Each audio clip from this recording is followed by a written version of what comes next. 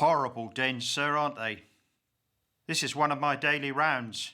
It's here in these awful places that child life most abounds.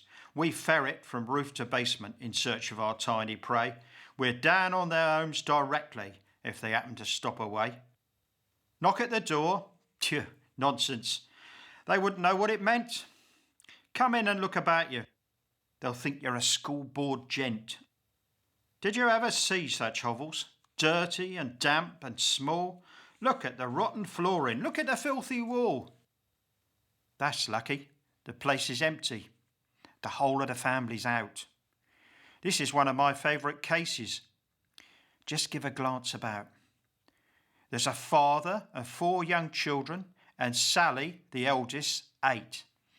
They're horribly poor, half starving, and they live in this shocking state. The father gets drunk and beats them. The mother, she died last year. There's a story about her dying I fancy you'd like to hear. She was one of our backward pupils, was Sally, the eldest child, a poor little London blossom the alley had not defiled. She was on at the Lane last winter. She played in the pantomime. A lot of our school board children get on at the Christmas time.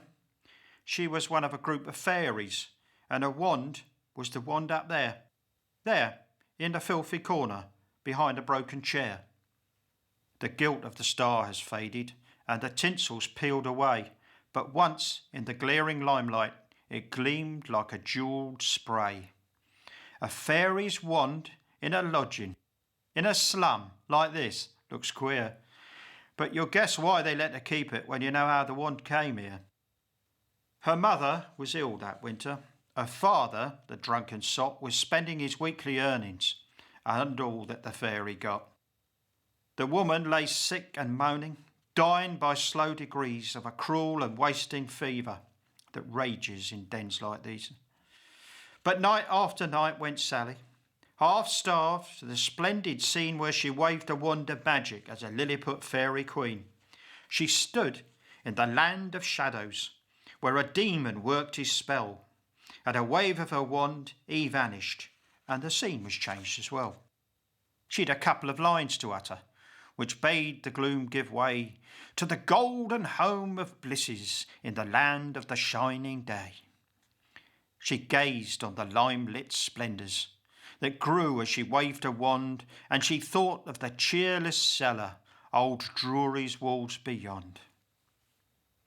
And when, in her ragged garments, no longer a potent fay, she knelt by the wretched pallet where her dying mother lay, she thought, as she stooped and kissed her, and looked in that ghastly face, of the wand that could change a dungeon to a sweet and lovely place. She was only a wretched outcast, a waif of the London slums. It's little of truth and knowledge to the ears of such children comes. She fancied her wand was truly possessed of a magic charm, that it punished the wicked people and it shielded the good from harm. Her mother grew slowly weaker. The depth of the winter came, and the teeth of the biting weather seized on the wasted frame.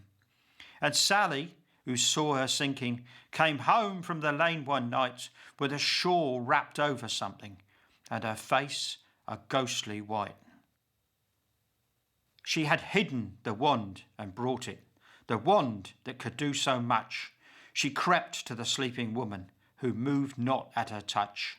She stooped to hear her breathing. It was, oh, so faint and low.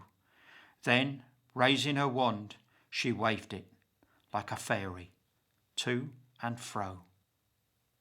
Her well-known lines she uttered, that bade the gloom give way to the golden home of blisses in the land of shining day. She murmured, "Oh, mother dearest, you shall look on the splendid scene," while a man from the playhouse watched her, who'd followed the fairy queen.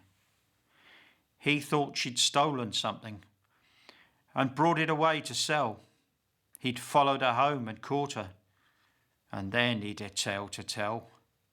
He told how he watched her waving the wand by her mother's bed, or a face where the faint grey shadows of the long last sleep had spread. She's still at the school, is Sally, and she's heard of the realms of light, so she clings to the childish fancy that entered her head that night.